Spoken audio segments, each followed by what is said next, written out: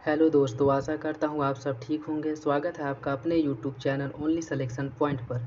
चलिए डिस्कशन करते हैं आज का टेस्ट नंबर 12 परीक्षा की दृष्टि से कुछ महत्वपूर्ण प्रश्नों को जिनकी पूछे जाने की संभावना ज़्यादा होती है। चलिए देखते हैं, लेकिन सबसे पहले चैनल को सब्सक्राइब कर लीजिए और बेल आइकन को दबा लीजिए। चलिए देखते हैं प्रश्न नंबर पहला। भारत के निम्नलिखित बंदरगाहों में से कौन एक खुला सागरीय बंदरगाह है? Option A Mumbai, option B Visakhapatnam, option C Chennai या ऑप्शन डी हल्दिया। बताइए इसका सही आंसर क्या होगा। इसका जो सही आंसर है साथियों वो हो जाएगा ऑप्शन सी। चेन्नई बंदरगाह एक खुला सागरीय बंदरगाह है। खुला सागरीय बंदरगाह से तात्पर्य यह है कि यहाँ पे जो जहाज़ें आती हैं वह तट के पास खड़ी न होकर के तट से लगे हुए जो सागर होते हैं वहाँ पे लंगर डालती हैं या खड़ी होती हैं। और विशाखापत्तनम बंदरगाह आपको बता दें कि यहाँ पे एक पर्वत या पहाड़ी पाई जाती है जिसे डॉल्फिन नोच या डॉल्फिन कटक कहा जाता है, जो प्राकृतिक आपदाओं से इस बंदरगाह की रक्षा करती हैं, जैसे सुनामी, चक्रवात। ठीक है, चलिए अगला प्रश्न देखते हैं।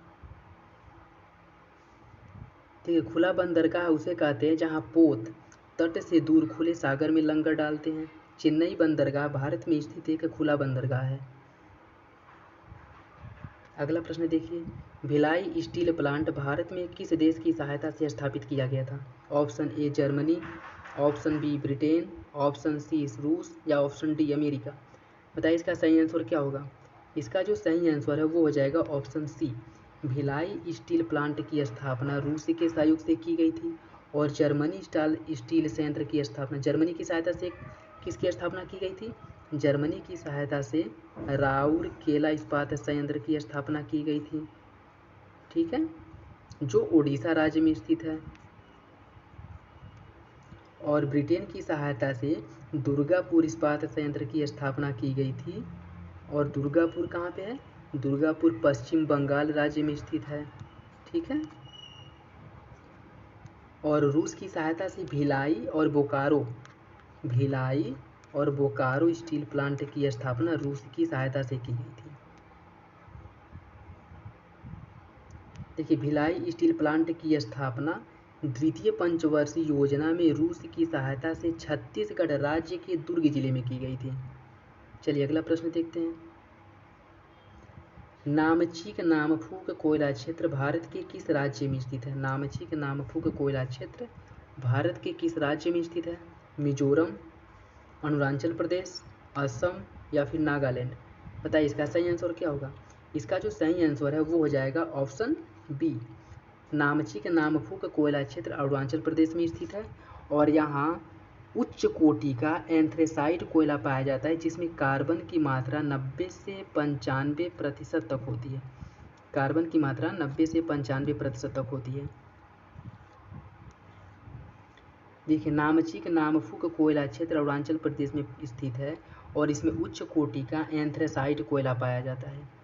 अगला प्रश्न देखिए, टिहरी बांध का निर्माण किन नदियों के संगम पर किया गया है? अलकनंदा एवं मंदाकिनी, अलकनंदा एवं भागीरथी, भागीरथी एवं भिलांगना या फिर गंगा एवं यमुना। बताइए इसका सही आंसर क्या होगा। इसका जो सही आंसर है वो हो जाएगा ऑप्शन सी। भागीरथी एवं भिलांगना नदियों के संगम पर उत्तराखंड में टिहरी बांध का निर्माण किया गया है। देखिए, टिहरी बांध का निर्माण उत्तराखंड राज्य में गढ़वाल में भागीरथी एवं भिलांगना नदियों के संगम पर किया गया है। चलिए अगला प्रश्न देखते हैं। अलमट्टी बांध का निर्माण किस नदी पर किया गया है? अलमट्टी बांध का निर्माण कावेरी, कृष्णा, गोदावरी एवं महानदी। बताइए इसका सही आंसर क्या होगा साथियों। इसका जो सही आंसर है वो हो जाएगा ऑप्शन बी। अलमट्टी बांध का निर्माण कृष्णा नदी पर किया गया है, जो दक्षिण भारत की दूसरी सबसे लंबी नदी है जिसकी लंबाई 1400 किलोमीटर है। ठीक है, और दक्षिण भारत की सबसे लंबी नदी कौन है? दक्षिण भारत की सबसे लंबी नदी गोदावरी है जिसकी लंबाई 1465 किलोमीटर है। ये दक्षिण भारत की सबसे लंबी नदी है। और दक्षिण भारत की गंगा किस नदी को कहा जाता है? तो कावेरी नदी को दक्षिण भारत की गंगा कहा जाता है। ठीक है, ये भी ध्यान में रखिएगा। चलिए अगला प्रश्न देखते हैं। देखिए, अलमट्टी बांध का निर्माण कृष्णा नदी पर किया गया है जिसका उद्गम महाबलेश्वर से होता है और यह प्रायद्वीपीय भारत की दूसरी सबसे लंबी नदी है जिसकी लंबाई 1400 किलोमीटर होती है। अगला प्रश्न देखिए, पौधों को सबसे अधिक पानी किस मिट्टी से मिलती है? ऑप्शन ए बलुई मिट्टी, ऑप्शन बी चिकनी मिट्टी, ऑप्शन सी काली मिट्टी या फिर ऑप्शन डी जलोढ़ मिट्टी। बताइए इसका सही आंसर क्या होगा? इसका जो सही आंसर है वो हो जाएगा ऑप्शन बी। पौधों को सबसे अधिक पानी चिकनी मिट्टी से होती है। ठीक है, चिकनी मिट्टी की जो जल धारण क्षमता होती है वो बहुत ज़्यादा होती है, जिससे पौधों को अधिक मात्रा में जल की उपलब्धता करा पाते हैं। देखिए, चिकनी मिट्टी में नमी या जल धारण की क्षमता सबसे अधिक होती है, जिससे पौधे से अधिक पानी मिट्टी में मिलती है और इस मिट्टी में केशिका क्रिया सर्वाधिक सुलभता से होता है। इस मृदा में केशिका क्रिया सर्वाधिक सुलभता से होता है। ठीक है, चलिए, और यदि ये पूछ ले कि भारत में सबसे अधिक कौन सी मृदा पाई जाती है? भारत में सबसे अधिक जलोढ़ मृदा पाई जाती है। लगभग कुल भूभाग के या कुल मृदा के 40% भाग जो है वो जलोढ़ मृदा से निर्मित है। अगला प्रश्न देखिए, भारत के दक्कन पठार पर बेसाल्ट निर्मित लावा शैलों का निर्माण किस काल में हुआ था? कार्बोनिफेरस काल, प्लीस्टोसीन काल, क्रिटेशियस काल या फिर प्लायोसीन काल। बताइए इसका सही आंसर क्या होगा? इसका जो सही आंसर है वो हो जाएगा ऑप्शन सी। दक्कन पठार का निर्माण क्रिटेशियस काल में हुआ था। ज्वालामुखी उद्गार के बाद जिस नवीन सतह या चट्टान का निर्माण हुआ उसी को दक्कन लावा पठार कहते हैं। और आपको बता दें कि दक्कन लावा पठार या जिन मृदाओं या जिन चट्टानों का निर्माण ज्वालामुखी उद्गार के बाद होता है वह खनिज संपदा से प्रधान होती है, खनिज संपदा से धनी होती है। उनमें खनिज संपदाओं का बहुत अधिक मात्रा पाई, जैसे लोहा, तांबा, पीतल, सोना, ये सब जो है उसमें बहुत अधिक मात्रा में पाई जाती है। चलिए अगला प्रश्न देखिए। क्रिटेशियस युग में वर्तमान दक्कन पठार पर ज्वालामुखी उद्भेदन के परिणामस्वरूप बेसाल्ट निर्मित लावा शैलों का निर्माण हुआ और इन चट्टानों में खनिज बहुत अधिक मात्रा में पाई जाती हैं। अगला प्रश्न देखिए, निम्नलिखित में से कौन सी चट्टान भारत में नवीनतम है? धारवाड़, गोंडवाना, कुडप्पा या फिर विंध्य। बताइए इसका सही आंसर क्या होगा? इसका जो सही आंसर है वो हो जाएगा ऑप्शन बी। गोंडवाना चट्टानें भारत में नवीनतम है। और यदि ये पूछ ले कि सबसे प्राचीनतम चट्टान कौन सी है, तो सबसे प्राचीन चट्टान है आर्कियन। आर्कियन सबसे प्राचीन चट्टान है। आर्कियन के बाद क्या आता है? आर्कियन के बाद धारवाड़, फिर कुडप्पा, फिर विंध्यन, उसके बाद गोंडवाना। ठीक, फिर उसके बाद आ जाएगा क्या? दक्कन ट्रैप आ जाएगा। फिर उसके बाद फिर आ जाएगा टर्शियरी आ जाएगा, फिर क्वाटरनरी आ जाएगा। ठीक है, चलिए अगला प्रश्न देखते हैं। देखिए, गोंडवाना भारत की नवीनतम चट्टान प्रणाली है। गोंडवाना भारत की नवीनतम चट्टान प्रणाली है जिसमें कोयला के निक्षेप भंडार पाए जाते हैं। और गोंडवाना चट्टानों की उत्पत्ति किस काल में हुई थी? गोंडवाना चट्टानों की उत्पत्ति कार्बोनिफेरस काल में हुई थी। चलिए अगला प्रश्न देखते हैं।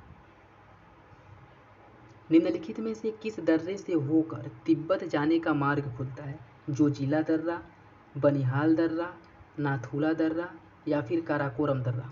बताइए इसका सही आंसर क्या होगा? ऑप्शन ए, बी, सी या फिर डी। इसका जो सही आंसर है वो हो जाएगा ऑप्शन सी। नाथुला दर्रे से होकर के तिब्बत जाने का मार्ग खुलता है। और नाथुला दर्रा किस राज्य में स्थित है? नाथुला दर्रा सिक्किम राज्य में स्थित है। देखिए, नाथुला दर्रा सिक्किम राज्य में स्थित है जहाँ से दार्जिलिंग और चुम्पी घाटी से होकर तिब्बत जाने का मार्ग खुलता है। चलिए अगला प्रश्न देखिए। निम्नलिखित झीलों में से कौन कॉल्डेरा झील का उदाहरण है? ऑप्शन ए पुलिकट झील, ऑप्शन बी चिल्का झील, ऑप्शन सी टोबा झील या फिर ऑप्शन डी देवर झील। बताइए इसका सही आंसर क्या होगा? ए, बी, सी या फिर डी। इसका जो सही आंसर है वो हो जाएगा ऑप्शन सी। टोबा झील एक कॉल्डेरा झील का उदाहरण है जो इंडोनेशिया के सुमात्रा द्वीप पर स्थित है। देखिए, टोबा कॉल्डेरा विश्व की सबसे बड़ी मीठे पानी की झील है जो इंडोनेशिया के सुमात्रा द्वीप पर स्थित है। अगला प्रश्न देखिए। मुंबई की मीठी नदी निम्नलिखित में से किस झील से निकलती है? ऑप्शन ए पोवाई नदी, ऑप्शन बी बिहार झील, ऑप्शन सी तुलसी झील या फिर ऑप्शन डी डिडवाना झील। बताइए इसका सही आंसर क्या होगा? इसका जो सही आंसर है वो हो जाएगा ऑप्शन बी। मुंबई की जो मीठी नदी है उसका प्राकृतिक स्रोत विहार झील है और ये आगे चल करके पोवाई झील से भी मिलती है। ठीक है, तो इसका जो सही आंसर हो जाएगा वो है ऑप्शन बी। देखिए, मीठी नदी मुंबई में प्रवाहित होती है और इसका प्राथमिक प्राकृतिक स्रोत विहार झील है। अगला प्रश्न देखिए, कयाल कहाँ पाए जाते हैं? Option A Kerala, option B Andhra Pradesh, option C Rajasthan या ऑप्शन डी तमिलनाडु। बताइए इसका सही आंसर क्या होगा? इसका जो सही आंसर है वो हो जाएगा ऑप्शन ए। कयाल जो है वो केरल में पाए जाते हैं। और कयाल होता क्या है? केरल के पश्चिमी तट पर पाए जाने वाले लैगून को कयाल कहा जाता है। ठीक है, चलिए अगला प्रश्न देखिए, मूर्खा घाटी किस राज्य में स्थित है? Option A Nagaland, option Jammu Kashmir, option C Sikkim या फिर ऑप्शन डी अरुणाचल प्रदेश। इसका जो सही आंसर है वो हो जाएगा ऑप्शन बी। जो मूर्खा घाटी जम्मू कश्मीर राज्य में पाया जाता है या जम्मू कश्मीर राज्य में स्थित है। ठीक है, मूर्खा घाटी जम्मू कश्मीर राज्य में स्थित है जो लद्दाख श्रेणी में स्थित है। अगला प्रश्न देखिए, मणिपुर में वनस्पतियों की ऊपर बनाए गए तैरते घरों को क्या कहा जाता है? इजबा, फुमडीज, बारखंस या फिर टिपीस। बताइए इसका सही आंसर क्या होगा? इसका जो सही आंसर है वो हो जाएगा ऑप्शन सी। इसका ऑप्शन जो है ऑप्शन डी बी हो जाएगा। मणिपुर में वनस्पतियों के ऊपर बनाए गए तैरते घरों को फुमडीज कहा जाता है। देखिए, मणिपुर में रहने वाली जनजाति समुदाय द्वारा नदियों के गाद, घास फूस एवं वनस्पतियों को इकट्ठा करके छोटे छोटे द्वीप संरचनाओं का निर्माण किया जाता है और इन द्वीपों पर जो घरों का निर्माण होता है उनको फुमडीज कहा जाता है। और ये जो द्वीप होते हैं वो चलायमान होते हैं, मतलब आज यहाँ है तो कल यहाँ हो जाएंगे, कल यहाँ चले जाएंगे, तैरते रहते हैं। और एक बात आपको बता दें कि मणिपुर में विश्व का एकमात्र तैरता पार्क कैबुल लामजाओ वो भी मणिपुर राज्य में ही स्थित है। चलिए अगला प्रश्न देखते हैं,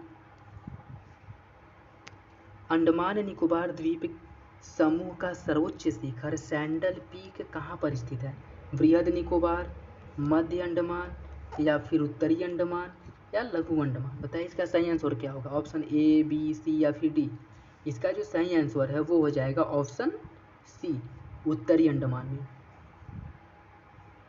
ये देखिए, सैंडल पीक उत्तरी अंडमान पर स्थित, सैंडल पीक उत्तरी अंडमान पर स्थित अंडमान द्वीप की सर्वोच्च चोटी है, जबकि निकोबार द्वीप की सर्वोच्च चोटी माउंट धूलियार है। मतलब कि अंडमान द्वीप की सर्वोच्च चोटी सैंडल पीक है और निकोबार द्वीप की सर्वोच्च चोटी माउंट धूलियार है। अगला प्रश्न देखिए, निम्नलिखित में से केरल का कुट्टानाड किस लिए प्रसिद्ध है? केरल का कुट्टानाड, यह एक प्रवाली द्वीप है, भारत का न्यूनतम ऊंचाई वाला क्षेत्र है, मीठे पानी की झील है या फिर सबसे पश्चिम में स्थित बिंदु है। बताइए इसका सही आंसर क्या होगा? ए, बी, सी या फिर डी। इसका जो सही आंसर है वो हो जाएगा ऑप्शन बी, यह भारत का न्यूनतम ऊंचाई वाला क्षेत्र है। देखिए, केरल का कुट्टानाड भारत का न्यूनतम ऊंचाई वाला क्षेत्र है।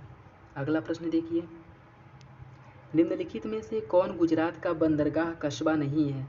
Option A Porbandar, option B Jamnagar, option C Veraval या ऑप्शन डी ओखा। बताइए इसका सही आंसर क्या होगा? इसका जो सही आंसर है वो हो जाएगा ऑप्शन सी, जामनगर। जामनगर आपको बता दें कि कोई बंदरगाह नहीं है, यहाँ पे रिफाइनरी उद्योगों से रिलेटेड यहाँ पे उद्योगों का विकास हुआ, रिफाइनरी उद्योग के लिए इसे फेमस है, जाना जाता है। जबकि पोरबंदर, वेरावल और ओखा यह गुजरात में स्थित प्रमुख बंदरगाह कस्बे हैं। देखिए, जामनगर गुजरात में स्थित रिफाइनरी उद्योग के लिए प्रसिद्ध है, जबकि अन्य सभी बंदरगाह हैं। अगला प्रश्न देखिए, भारत का सर्वाधिक आबादी वाला द्वीप कौन है? लक्षद्वीप, अंडमान निकोबार, सॉल्सेट या माजुली। बताइए इसका सही आंसर क्या होगा? इसका जो सही आंसर है वो हो जाएगा ऑप्शन सी, सॉल्सेट द्वीप, जिस पर मुंबई शहर स्थित है। वह भारत का सर्वाधिक आबादी वाला द्वीप है। देखिए, भारत का सर्वाधिक आबादी वाला द्वीप सॉल्सेट है, जिस पर मुंबई स्थित है। और माजुली क्या है? माजुली असम राज्य के पास स्थित जो है यह विश्व का सबसे बड़ा नदीव द्वीप है। ठीक है, चलिए अगला प्रश्न देखते हैं। ये है आज का लास्ट क्वेश्चन। देखिए, निम्नलिखित में से कौन सा तट जुलाई तथा अगस्त महीने में शुष्क रहता है? मालाबार तट, कोरोमंडल तट, कोंकण तट या उत्तरी सरकार तट? बताइए इसका सही आंसर क्या होगा। इसका जो सही आंसर है वो हो जाएगा ऑप्शन बी, कोरोमंडल तट जुलाई तथा अगस्त महीने में शुष्क रहता है। और ऐसा क्यों होता है? क्योंकि जुलाई महीने में क्या होता है, मानसूनी वर्षा होती है। किस ऋतु से होती है? मतलब दक्षिण पश्चिम मानसून से इस समय मानसूनी वर्षा होती है, दक्षिण पश्चिम मानसून से, ठीक है। और ये मान लीजिए भारत, ये तमिलनाडु राज्य है और जो अरब सागर शाखा है यह ऐसे प्रवाहित होती है और यहाँ पहाड़ी या पर्वतों से टकरा करके सीधा ऊपर चली जाती है, जिससे यह क्षेत्र वृष्टि छाया क्षेत्र के अंतर्गत आता है जहाँ पे वर्षा नहीं होती है। और जो बंगाल की खाड़ी शाखा है, यहाँ से जो हवाएं, मानसूनी हवाएं चलती हैं वह यहाँ पे प्रवेश नहीं करती हैं, वो यहाँ के ऐसे समानांतर, ये जो तमिलनाडु है इसके समानांतर ऊपर निकल जाती हैं, जिससे यह क्षेत्र शुष्क बना रहता है। ठीक है, ये था आज का लास्ट क्वेश्चन। आशा करता हूँ कि आप लोगों को अच्छा लगा होगा एग्ज़ाम की दृष्टि से। और अगर ये वीडियो आपको पसंद आया, अच्छा लगा, तो वीडियो को लाइक करिए, कमेंट करिए और ऐसे ही और वीडियो पाने के लिए चैनल को सब्सक्राइब कीजिए और बेल आइकन को दबा लीजिए। चलिए मिलते हैं अगले क्वेश्चंस में, अगले पेपर में, अगले टेस्ट पेपर में। तब तक के लिए धन्यवाद।